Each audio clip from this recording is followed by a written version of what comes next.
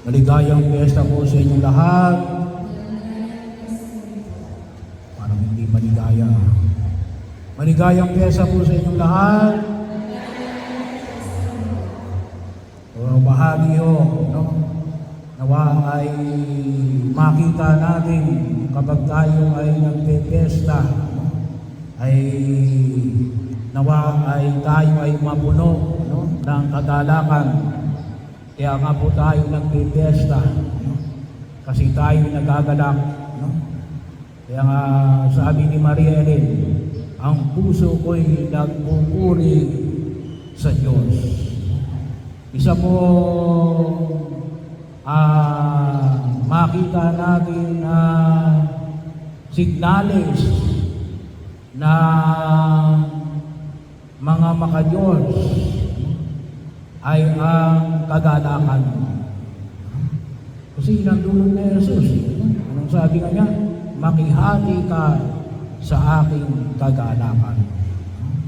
At hindi lang yun, malubos ang inyong kagalakan. Kaya nawa makita natin yung ating pagkilos ay isang pagkilos na kung saan ay bahagi ng paanyaya na nawa magabayan tayo ng ating debosyon sa mahal na Birhen Maria. Ang Mesa Senyora de la Natividad, bahagi yun ng pagkilos sa nawa ay tayo ay higit na palatagin. Lalong-lalo na sa tema natin ngayon, taong ito, no, ay alin, tulad na ipinahayag ko sa pasimula ng banal na pagdiriwang, mananampalataya ng parokyang ito, sama-sama naglalakbay ng puno ng pag-asa sa paglilingkod ng may kababaan ng kalooban. So, may kababaan ng kalooban sa paglilingkod. At makita po natin, diyan higit natin makita yung kagalakan na nais na ipamanig sa atin ng buong may kapal. Kaya napakabahagi rin, tama-tama ngayon, yung ginamit na rin natin Ebanghelyo ay yung Ebanghelyo natin sa linggong ito, 23rd Sunday of the Ordinary Time. Anong ipinahayag dito sa atin? Epata, mabuksan. At makita natin natin, nung nabuksan ni Jesus, nung kanyang ipinahayag, bagaman kuminsan, medyo makita natin natin, hindi niya lang nagsalita. Anong ginawa niya? Hinipo niya yung tainga noong kanyang pinagagaling. At dumura sa kanyang kamay at hinawakan yung dila noong pinagagaling na Jesus. Bahagi yun, medyo may pagka very intimate. Biro mo yun, yung laway mo, yung ilalagay mo doon. Pero ano yun? Nagdulot ng kagalakan. Bakit? Nabuksan ang kanyang pandinig at nabuksan ang kanyang bibig. Bahagi yun na kung saan ay makita natin yung kagalingan na dulot sa atin ng buong may kapal. Kaya isang paanyaya, kung minsan may nagsasabi na, Father, bakit pa kayo pinagbabawal ng simbahan ng mga contraception? No?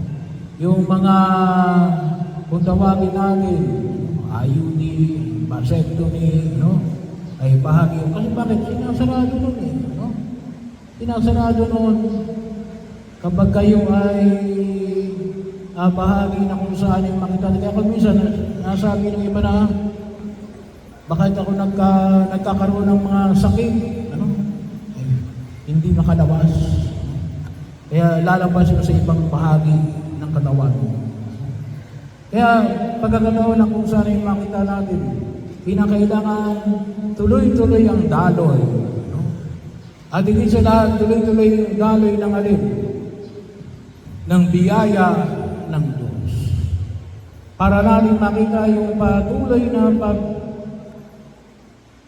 daloy ng biyaya ng Diyos, na kinakailangan natin makilala ang tunay na Panginoong Jesucristo. At hayaan natin na tayo nawa ay mapuno ng kanyang kababaan ng kalooban. Kaya si Maria, sabi nga natin, ay palaging naglilingkod. Ano sabi niya? Bahagi o, mangyari naman sa akin ang iyong sinabi. No? Kaya binaralangalan natin si Maria, hindi lamang sapagkat iniluwal niya ang ating Panginoong Jesucristo. Ngunit naging maliwanag na siya ay naglilingkod ng may kababaan ng kalooban. Kaya bahagi o, napakaalaga o yung kababaan ng kalooban. Yung mga taong mayayabang, ano yung nakikita nila? Ako. Ay. Sarili ko. Kaya, hindi rin ulit kumisan dahil sa nakikita lang nila yun, ako. Kumisan hindi nila makita yung pagkilos ng Diyos. Bahagi o, sa pawan mo natin makita yung pagkilos ng Diyos. Kapag nakita natin at naging bahagi ng ating pagkilos, yung kababaan ng kalooban. Tutusin niyo po, yung kababaan ng kalooban, ay yun? Sinudalidad din yun, no? Hindi yung ikaw lang ang mababa ang loob. Bahagi yun. Bagamat, makita natin sa isang pamilya, mayroong mababang loob. Pero kapag ang pamilya ay mayayabang, kalimitan ng mga anak mayayabang din. Kapag yung mga magulang, mababang loob din. Kalimitan, no? Kalimitan. Kaya, bahagi yun na sa kapanganakan pa lamang ng mahal na Birhen Maria, hinubog na siya, no? Hinubog na siya ni Santa Ana at San Joaquin. At hindi sila hinayaan niyang hubugin siya ng Diyos. Kaya, yung ating paanyaya, kaya medyo may kabigatan, no? Yung hamon ngayon ni Pope Francis, no? Kasi sinudalidad. Anong ibig sabihin ng sinudalidad? Sabay-sabay. Sabay-sabay. Yung kasabihan na ang sakit ng kalintingan ay ramdam ng buong katawan. Bahagi yun. Hindi ba pwede ikaw lang ang magaling? Walang problema yan kung ikaw lang ang magaling. Pero sa paanyaya ng sinodalidad, hindi pwedeng ikaw lang magaling. Kung ikaw ay magaling, dapat ihilahin mo. No? Ihilahin mo yung mga hindi magaling. Kasi pag hindi mo sila hinila, hindi ka talaga magaling. Kasi yun ang hamon ng sinodalidad. Kung ikaw naman yung mabagal, ay kinakailangan niya titingnan mo rin, mag-double time ka. No? Kasi bakit? Kinakailangan kang makasabay sa karamihan. Bahagi yun ng paghamon na kung saan ay pinapamanig sa atin ang buong kapal. Ganon din yung kababaan ng kalooban. At kung tutusin, yung lahat ng mga bertud na ipinaalala sa atin ng buong kapal, kasama na doon yung mga biyaya ng Espiritu Santo, gifts of the Holy Spirit, ay paanyaya na kinakailangan natin makita sa partikular sa ating buong parokya. No? Hindi lang sa pari, no? Hindi lamang kung kahit kanino, no? Ngunit kinakailangan natin ay sama-sama nating pagkilos na makita po natin yung biyaya na ipinagkakaloob ng Diyos sa atin.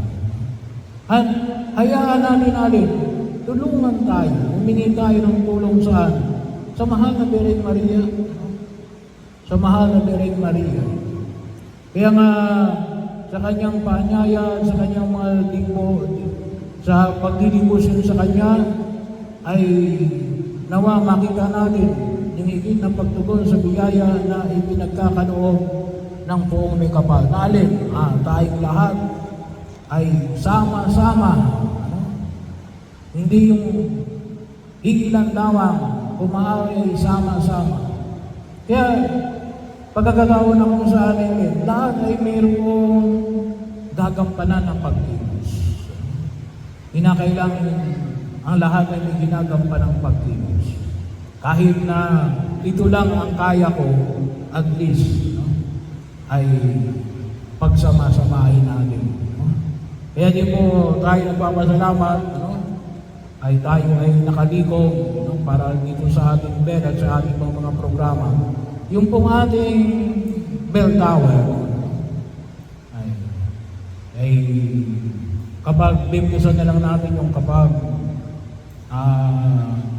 nakalagay na doon yung lumang bell, kasi bababa natin yung lumang bell, ilalagay natin sa taas. Ito po ay, kung tawagin natin, ay computerized na. Kaya